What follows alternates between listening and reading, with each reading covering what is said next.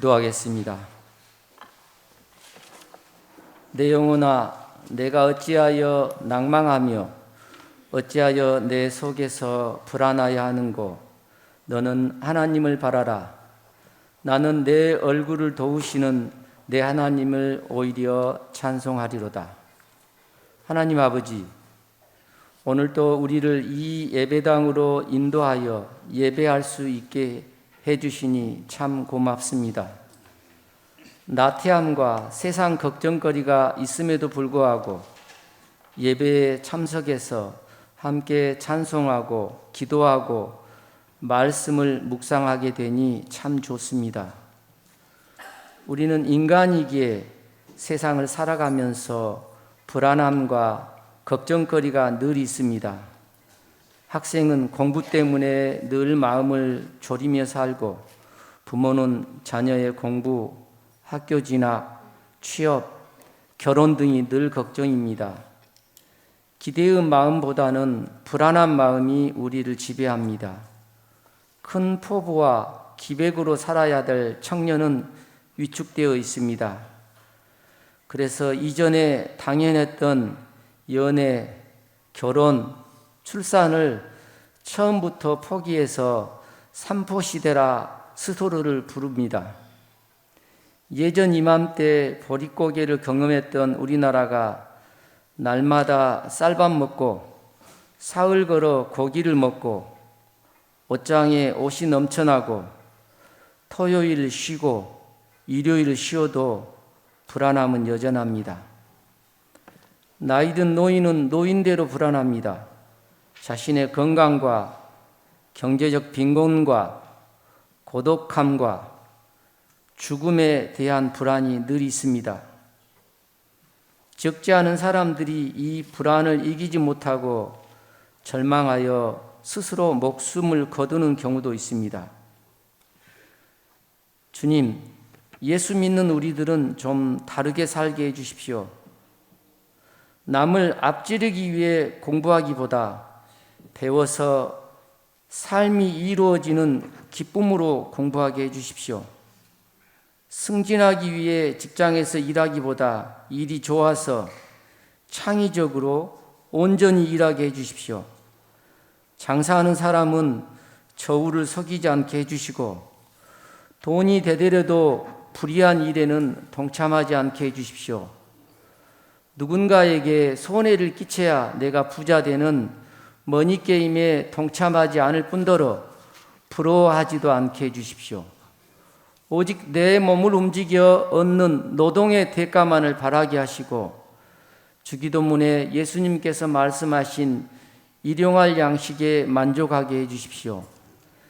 내 자신의 존재에 대해서 용기를 가지게 하시사, 지금 이 자리가 주께서 내게 소명으로 주신 것이라 여기고, 예수님이 생전에 우리에게 당부했던 일들을 당당하게 실천하여 나를 이롭게 하고 세상을 이롭게 하는 삶을 살아가게 하여 주십시오.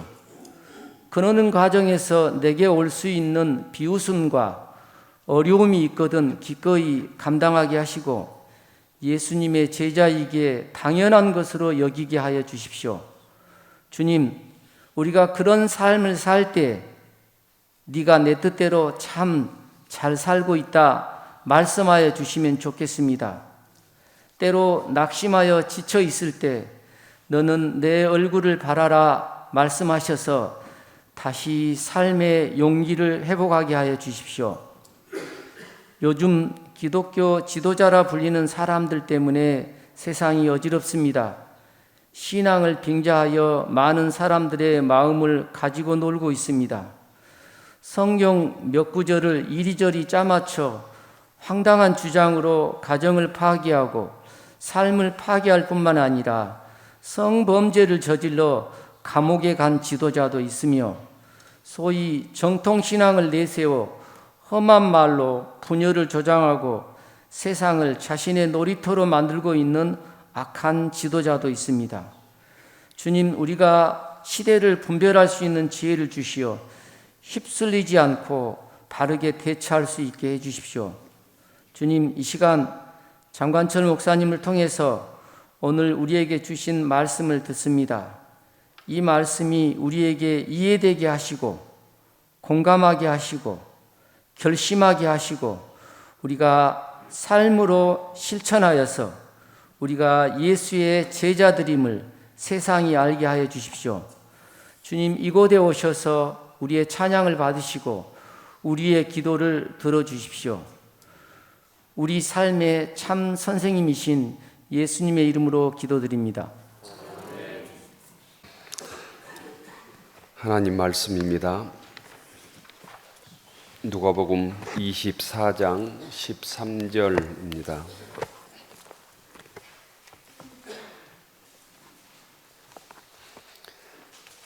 신약성경 140쪽 누가복음 24장 13절부터 35절입니다.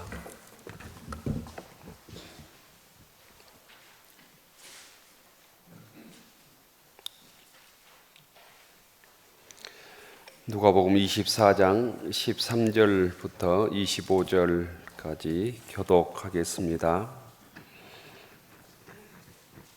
그날에 그들 중 둘이 예루살렘에서 25里되는 엠마오라 하는 마을로 가면서 그들이 서로 이야기하며 문의할 때 예수께서 가까이 이르러 그들과 동행하시나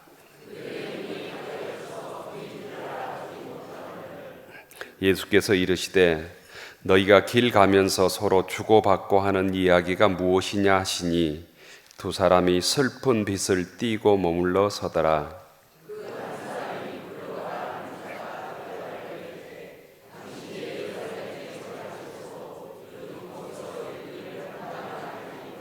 이르시되 무슨 일이냐? 이르되 나사렛 예수의 일이니 그는 하나님과 모든 백성 앞에서 말과 일에 능하신 선지자이거늘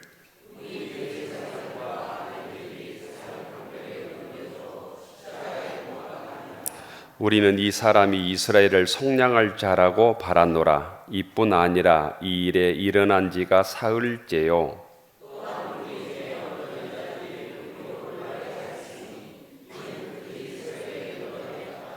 그의 시체는 보지 못하고 와서 그가 살아나셨다 하는 천사들의 나타남을 보았다 함이라.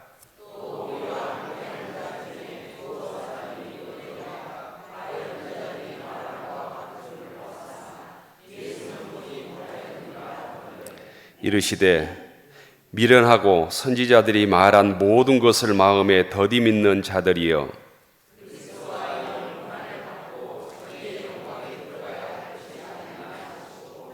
이에 모세와 모든 선지자의 글로 시작하여 모든 성경에 쓴 바 자기에 관한 것을 자세히 설명하시니라.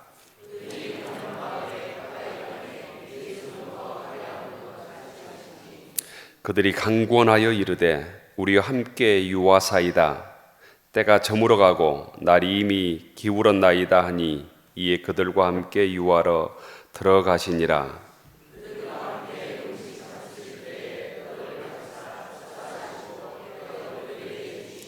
그들의 눈이 밝아져 그인 줄 알아보더니 예수는 그들에게 보이지 아니하시는지라.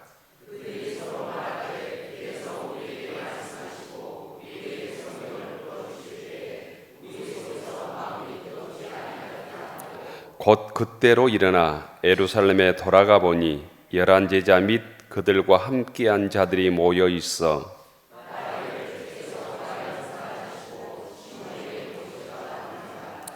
두 사람도 길에서 된 일과 예수께서 떡을 떼심으로 자기들에게 알려지신 것을 말하더라.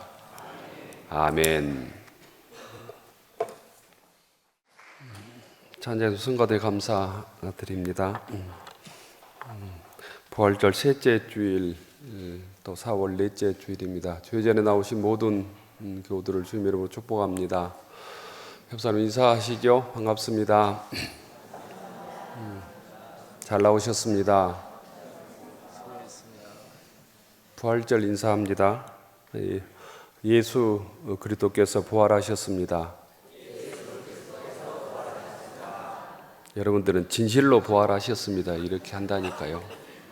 예수 그리스도께서 부활하셨습니다.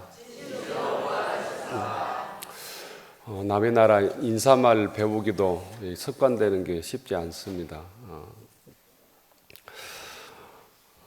주님의 평화가 여러분에게, 주님의 평화가 성가대 분들에게 표와 함께 하겠습니다. 강하고 담대하라. 내가 너와 함께하리라. 강하고 담대하라. 내가 너와 함께하리라.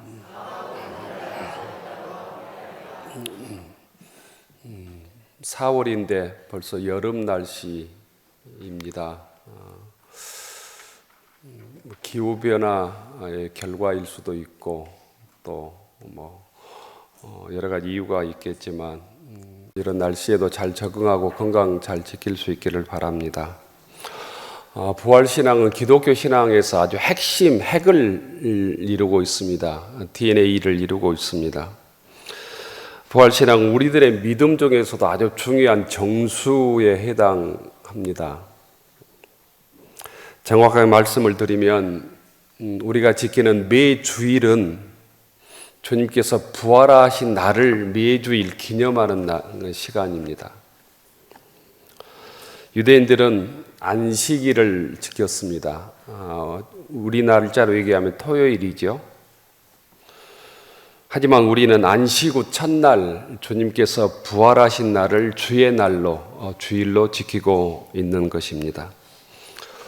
부활절을 영어로 이스터라고 그럽니다. 이스터. 그 뜻은 동방절이라는 뜻입니다. 동쪽은 태양이 솟는 일출을 상징하는 곳입니다. 아시아도 유럽에서는 그런 의미가 있다고 들었습니다.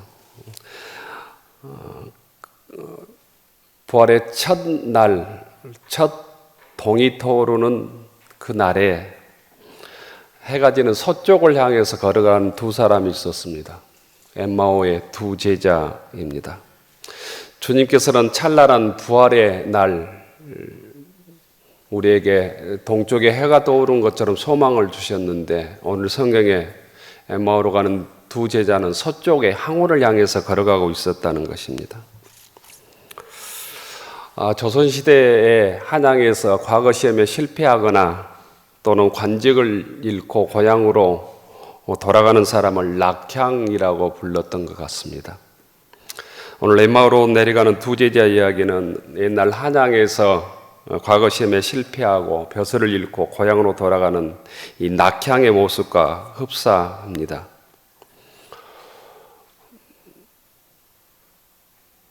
세상의 모든 실패를 지고 절망의 모습으로 고단한 발걸음을 걷고 있었던 삶의 이야기가 오늘 누가복음 24장에 나오는 엠마오로 향한 두 제자들의 모습이라는 것입니다. 엠마오에서 에루살렘에서 엠마오까지는 25리라고 되어 있습니다. 10km입니다. 보통 2시간에서 2시간 반 걸어가야 될 거리입니다. 그들은 에루살렘에 황급히 탈출하고 있었던 곧 피난길 같은 길이었습니다. 그들이 예수님을 이스라엘을 우리 민족을 속량할 자, 우리 민족을 구원해 줄 자, 로마 앞제에서 우리 민족을 구원해 주시해서 모든 문제를 풀어줄 메시아로 생각했는데 예수님께서 허망하게 죽고 예수 믿는 자들이 핍박을 당할 것을 두려워해서 도망하고 있는 길입니다. 두 사람도 예루살렘에 머무를 이유도 없었습니다. 또한 언제 로마 군인들이 자기를 잡아서 감옥에 쳐 넣을까 두려움에 떨고 있어서 황급히 예루살렘에서 피난길에 오른 것이죠. 엠마오라는 뜻은 작은 온천샘이다 이런 뜻을 가지고 있습니다. 엠마오에 온천이 있었던 곳으로 전해져 옵니다. 두 제자 중에 한 사람의 이름은 성경에 기록되어 있습니다. 글로바입니다. 다른 한 사람은 누구일까? 글로바의 부인이었을 것이다. 아니면 또 누가였을 것이다. 학자들 의견은 분분합니다. 그들이 엠마오로 돌아갈 수밖에 없었던 것은 부활하신 주님을 만나지 못했기 때문입니다. 부활하신 주님을 만났다면 그곳에 머물러 있었거나 갈릴리로 갔을 것입니다. 당시 예루살렘에는 예수님의 부활의 소식이 간간히 퍼지고 있었습니다. 하지만 부활에 대한 확신 없는 이 두 제자는 핍박이 염려되고 낙심함으로 엠마오로 돌아갔던 것이죠. 부활 신앙이 없으면 신앙의 뿌리가 없어서 결국 이 자리에 예배를 드린다 할지라도 세상으로 돌아갈 수밖에 없다는 거예요. 부활 신앙이 없으면 세상의 유혹, 세상의 염려를 이길 수가 없습니다. 부활 신앙이 없으면 주님께서 우리에게 맡겨주신 직분, 사명들을 감당할 수 없다는 거예요. 여러분 돌아보십시오. 세상 풍파가 무서운 것이 아니라 예수님께서 부활하셨다는 부활 신앙이 없는 것이 곧 신앙인들의 근본적인 문제라는 거예요. 부활 신앙만 있으면 세상의 어떤 풍파도 이겨낼 수 있게 된다는 거예요. 다시 한번 이 부활의 계절에 부활 신앙으로 무장하여 세상의 모든 문제를 극복하고 승리하는 교우들이 되기를 축원합니다. 제자들은 3년 동안 예수님을 따라다녔습니다. 따라다니는 여러 가지 이유가 있었겠지만 많은 제자들은 예수님이 왕이 되면, 권력자가 되면 나도 성공한 사람이 될 수 있을 것이라고 하는 개인적 욕망이 내재되어 있었습니다. 그러나 뜻밖에도 예수님은 정말 힘없이 십자가에 죽고 말았습니다. 제자들의 실망은 이루 말할 수 없었습니다. 평생 동안 예수 믿었는데 예수 믿고 남는 것이 없었다는 거예요. 많은 교우들 중에도 평생 동안 예수 믿었는데 불평으로 인생을 망치는 교우들이 의외로 많습니다. 왜 그럴까? 부활하신 주님을 만나지 못하고 부활신앙이 없기 때문입니다. 이제 그들은 예수님이 죽고 난 제자들에게는 예루살렘에 머물러야 될 이유가 없었습니다. 엠마오로 돌아간 두 제자의 모습에도 개인의 욕심을 채우고 세상의 욕망을 채우기 위해서 예수님을 믿고 교회에 나왔는데 실패할 수밖에 없었던 그 성도들의 모습이 엠마오로 내려가는 두 제자의 모습 속에 고스란히 반영되어 있습니다. 공포에 쌓인 채 낙심하고 절망의 모습으로 엠마오로 내려가는 두 제자의 모습, 곧 예수를 믿었어도 신앙의 확신 없이 불안과 절망 속에 살고 있는 우리들의 모습을 상징하고 있기도 합니다. 소문으로 들려오는 예수님의 부활 소식이 정말 사실일까? 예수님의 그 12 제자들은 어디로 다 도망갔을까? 소문으로 듣던 여인들이 정말 부활하신 예수님을 똑바로 만나보았을까? 부활하신 예수님이 내 앞에 나타나긴 한 것일까?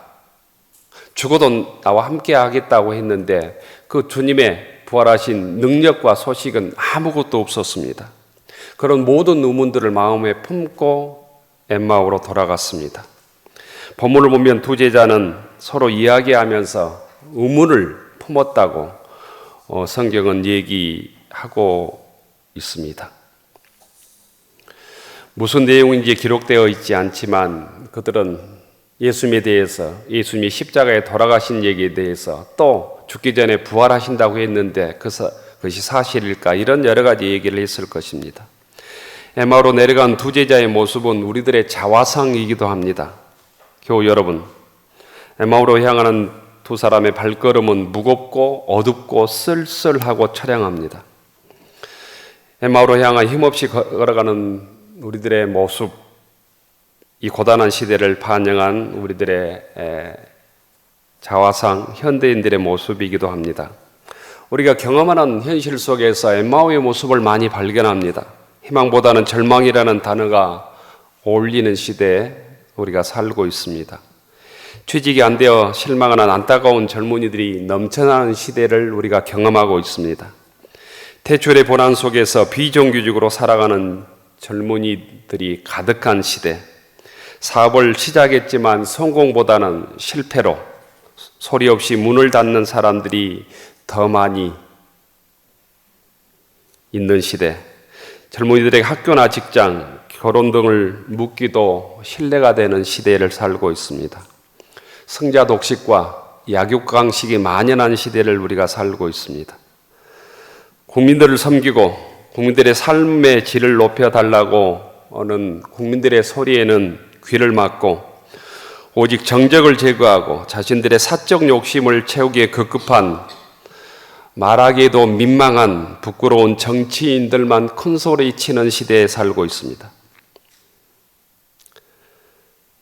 분단된 지가 70년이 넘었지만 남북의 평화는 요원하고 북한의 핵무기 위협과 최첨단 무기로 인해서 전쟁의 위험만 갈수록 높아지는 시대에 살고 있습니다.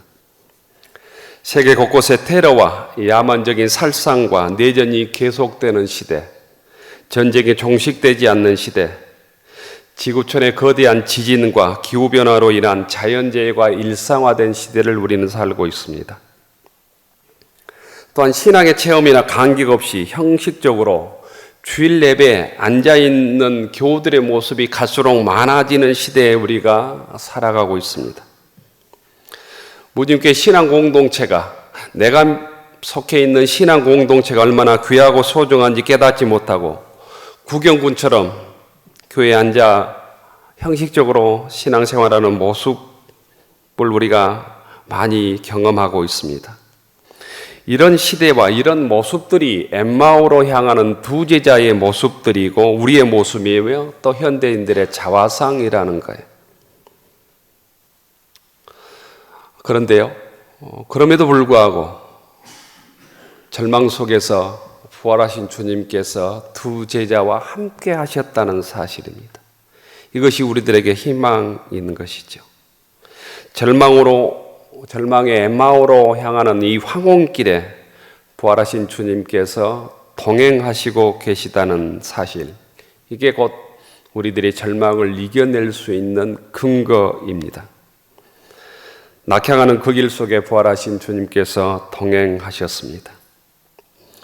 하지만 그들은 눈이 가지어서 깨닫지 못했다고, 알아보지 못했다고 오늘 16절은 기록하고 있습니다. 두 제자 얘기를 다 들으신 다음에 절망 속에 있는 그 제자들에게 주님께서 이렇게 말씀하십니다. 미련하고 선지자들이 말하는 것을 마음에 더디 믿는 자들이요.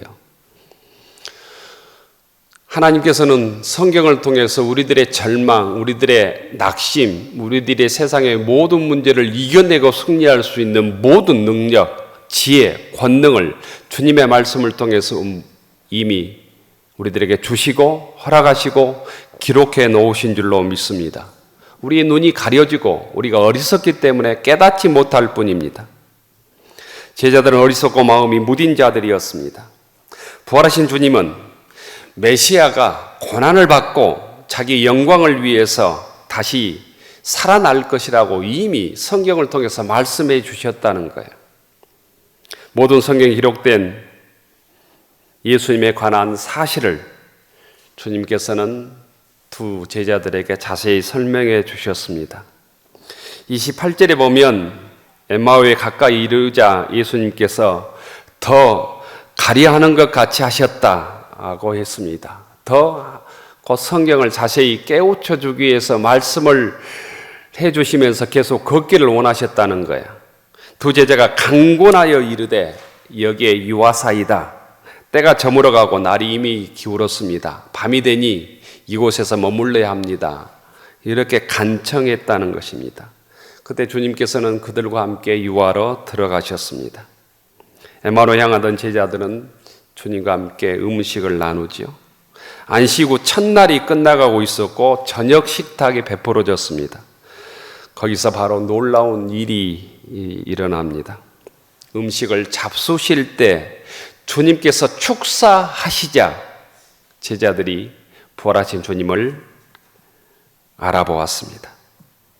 그들의 눈이 밝아져 그인 줄 알아보더니 예수는 그들에게 보이지 아니하시는지라. 눈이 가려져 그인 줄 알아보지 못했던 두 제자는 주님께서 음식에 축사하실 때 알아보았다는 거예요. 음식을 함께 나눌 때 눈이 밝아져 예수님을 보게 되었다는 것입니다. 엠마오로 가는 두 제자는 예수님과 함께 했던 그 사실을 복귀합니다. 예수님께서 말씀을 풀어주실 때 우리 심령이 뜨겁지 아니했느냐 이렇게 얘기합니다. 부활하셔서 승천하신 예수님을 우리의 눈으로 볼 수는 없지요. 하지만 주님의 이름으로 떡을 떼고 주의 말씀을 나눌 때 곧 부활하신 주님을 경험할 수 있다는 거예요. 부활하신 주님께서 우리와 함께 현존하신다는 사실입니다. 부활하신 주님은 만난 두 제자는 엠마오로 향했던 그 발걸음을 멈추고 돌이켜서 예루살렘으로 향합니다. 그리고 제자들을 만나고 자기가 만났던 부활하신 주님을 증거합니다. 이 부활하신 주님을 통해서 우리가 다시 회복해야 될 신앙이 무엇이겠습니까? 부활하신 주님께서는 낙심한 자들에게, 약자들에게, 절망하는 자들에게 오늘도 찾아오시고 계시다는 사실입니다. 복음서의 첫 부활의 증인들은 여인들입니다. 남성들, 남자들, 제자들이 아니었다는 사실을 우리가 주목할 필요가 있습니다. 누구보다도 그 여인들은 주님을 사랑했습니다. 말씀을 사모했습니다. 그래서 주님께서 가장 먼저 부활하셔서 자신의 몸을 여인들에게 보여주셨습니다. 당시의 관습에 의하면 여성들은 법정의 증인이 되기에도 부적합하다고 여겼습니다. 곧 법정에서 여인들이 증언해도 곧 증거로 채택되지 않았다는 사실입니다. 하지만 복음서 기자들은 여성들을 부활의 증인으로 가장 먼저 내세웁니다. 이게 특별한 곧 주님의 관점입니다.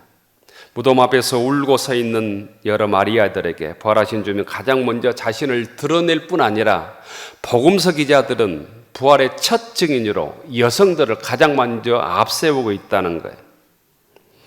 그런 부분에서 곧 교회 주인공들이 여성이 된다고 하는 사실은 너무나도 자연스러운 일입니다.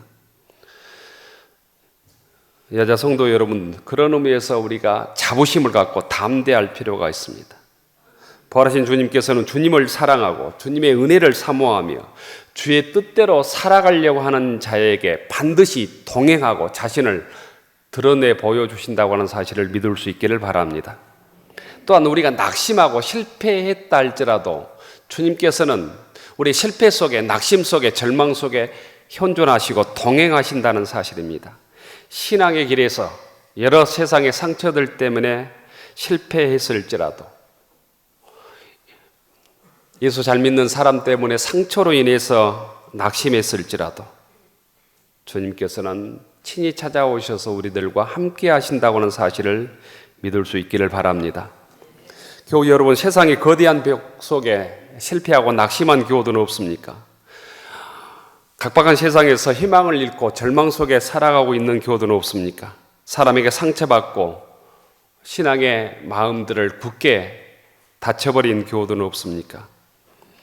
부활하신 주님께서 그런 사람들에게 친히 찾아오셔서 오늘도 말없이 우리와 동행해 주심을 믿을 수 있기를 바랍니다. 우리의 한숨과 푸념을 말없이 들어주시고 우리의 절망 속에 함께 하시고 음식을 나누시고 주의 말씀을 풀어주신 이 부활하신 주님을 만나는 이 시간이 되기를 축원합니다. 우리가 그런 의미에서 절망의 길을 갈지라도 또 어둠 속에서 우리가 사망의 음침한 골짜기로 다닐지라도 어떤 악골골자를 헤맬지라도 낙심하지 않을 수 있는 희망의 빛이 곧 부활하신 주님께서 친히 우리에게 찾아오셔서 동행해 주시기 때문에 희망을 놓지 않아야 합니다. 그 사실을 믿는 것, 그 부활하신 그 능력으로 내 삶의 문제를 극복하는 사람들이 성도들이고 무진교회 성도들이 되기를 축원합니다. 두 번째는 부활하신 주님은 식탁에서 제자들을 만나 주십니다. 그들의 눈을 새롭게 열어 주십니다. 엠마오 도처에서 마주 앉았을 때 떡을 가지사 축사하시고 떼어서 제자들에게 주실 때 눈이 밝아져서 부활한 주님을 만났습니다. 저들의 눈에서 불신앙과 절망의 비닐에 벗겨졌다는 것입니다. 우리 교회 1층 로비에 보면 가장 큰 로비의 그림이 엠마오의 저녁 식사인데 이게 1629년 렘브란트가 그린 그림이고요. 1층에 내려가면 1층 계단 끝에 조그만 그림이 있는데 그게 1901년에 렘브란트가 그린 엠마오의 저녁 식사입니다. 부활하신 주님께서 엠마오 제자들과 저녁 식사하시면서 부활하신 주님을 나타낸 그림이 우리 1층에 가장 큰 그림과 가장 작은 그림 두 개가 걸려 있습니다. 한번 보시면 좋겠습니다.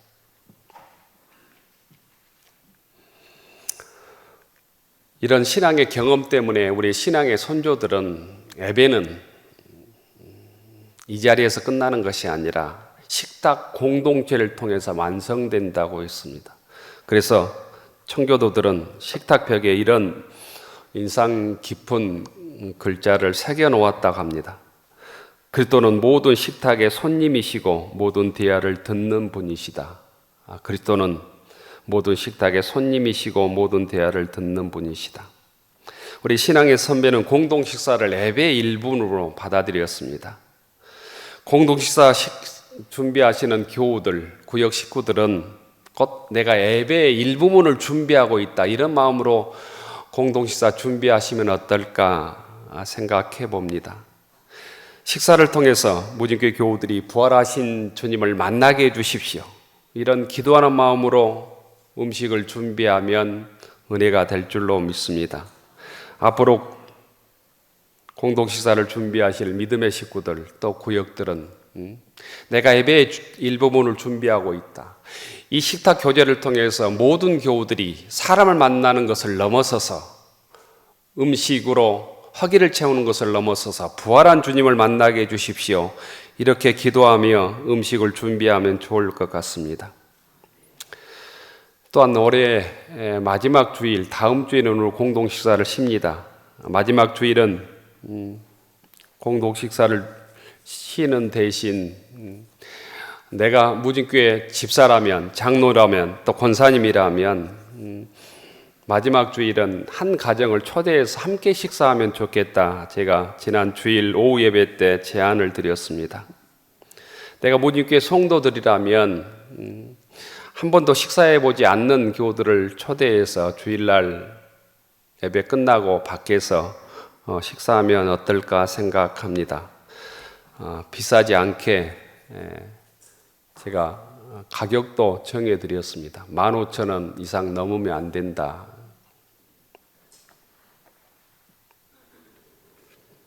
한 주일 전에 다음 주에 집사님 우리 식사합시다, 청년 식사합시다, 어떤 교우 식사합시다, 이렇게 오늘 끝나면 초대해서 약속을 정하시고 다음 주에 주일 예배 끝나고 식사하시면 좋을 것 같고, 또 구역 식구들은 우리 구역이 좀 공동으로 코로나 때문에 3년 동안 우리가 외식 못했는데 함께 식사합시다, 이래도 좋을 것 같습니다. 교우들을 위해 환대 공간을 마련하는 일이 부활하신 주님을 만나는 일이기 때문입니다. 내 마음을 열고 함께 음식을 나누고 초대하고 환대하는 일이 부활하신 주님을 만나는 일이고 부활하신 주님과 동행하는 일임을 우리가 깨달아야 합니다. 부활하신 주님은 지금도 낯선 이의 모습으로 우리에게 다가오고 있기도 합니다. 주님이 십자가에 죽으시고 부활하셔서 친히 낙심하 있는 제자들에게 동행해 주십니다. 음식을 나눌 때, 말씀을 나눌 때 불신의 비닐을 벗겨주시는 것이죠. 나눔이 있는 곳에 부활한 주님이 계십니다. 기도의 나눔, 말씀의 나눔, 사랑의 나눔, 봉사의 나눔, 물질의 나눔 속에 주님께서 우리들과 함께하고 계심을 믿을 수 있기를 바랍니다. 부활신앙이란 불신앙의 비닐을 벗고 주의 말씀을 신뢰하는 것입니다. 주의 약속을 믿는 것입니다. 내 삶을 전적으로 의탁하는 것입니다. 그리고 그 약속의 말씀을 믿고 신실하게 살아가는 것입니다. 주님께서 우리에게 주신 나눠야 될 은사들이 무엇인가를 잘 점검하셨으면 좋겠습니다. 많은 경험이 있다면, 또 많은 은혜가 있다면, 많은 물질이 있다면, 시간이 있다면, 내가 깨닫는 하나님의 은혜가 있다면 함께 나누고, 그러므로 부활하신 주님을 함께 경험하는 교우들이 되기를 축원합니다. 오늘 성경에 보면 서로 길에서 우리에게 말씀하시고 성경을 풀어주실 때 우리의 마음이 뜨겁지 아니하더냐 32절의 말씀입니다. 여러분은 언제 마음이 뜨거워집니까? 정치 이야기를 나눌 때입니까? 아니면 부동산에 대해서 이야기할 때입니까? 아니면 자식 교육이나 자식 취직, 자식 결혼 얘기할 때입니까? 오늘 성경은 주님께서 성경을 풀어주실 때 우리들의 마음이 뜨거웠다고 말씀하십니다. 성경을 읽을 때 여러분들의 마음이 뜨거워지기를 바랍니다. 여러분들이 예배를 듣고 하나님의 말씀을 들을 때 여러분들의 마음이 심령이 뜨거워지기를 원합니다. 믿음은 들음에서 납니다. 들음은 하나님의 말씀으로 출발합니다. 하나님의 말씀을 들을 때 믿음이 생겨난다는 것입니다. 낙심하고 믿음을 잃어버린 교우들은 세상 다른 방법이 아니라 주의 말씀을 들어야 합니다. 주의 음성을 들어야 합니다. 설교를 들어야 합니다. 주님께서는 시리에 빠진 제자들에게 성경을 풀어주셨습니다.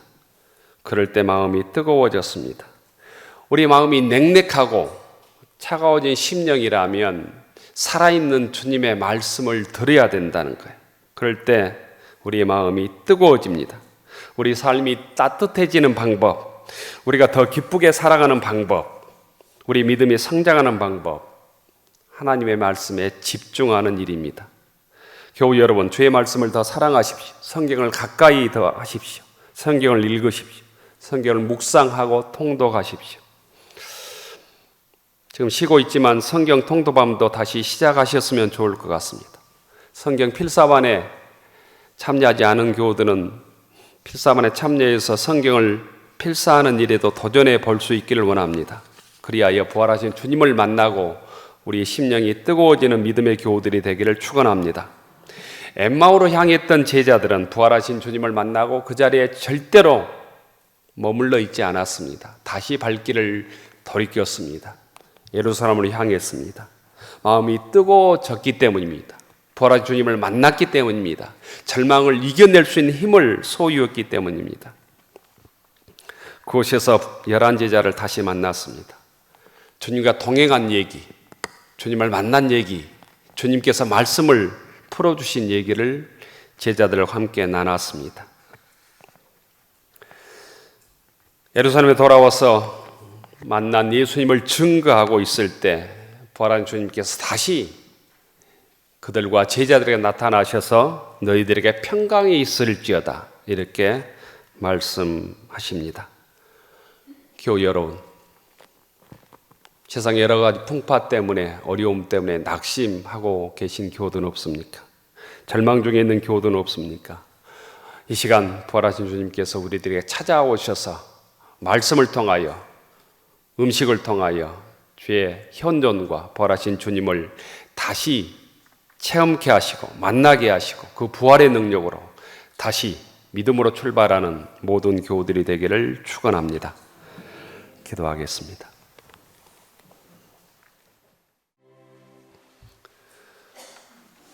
하늘로로 축원하옵나니 이제는 죽음을 이기시고 부활하셔서 우리들에게 영원한 생명을 주신 부활하신 예수님의 은혜와 우리를 창조하시며 끝까지 사랑하시는 하나님 아버지의 만극하신 사랑하심과 우리와 동행하시며 부활의 소망과 부활의 능력으로 살아가도록 우리와 함께 하시는 성령님의 감동, 감화, 교통하심이 낙심과 절망이 가득한 엠마오에서 부활하신 주님을 증언하기 위해 예루살렘으로 향하여 걸어가기로 다짐하는 교우들 머리 위에 우리의 가정과 일터 위에 우리의 자녀들 위해 이제로부터 영원까지 함께하여 주시기를 간절히 축원하옵나이다. 아멘.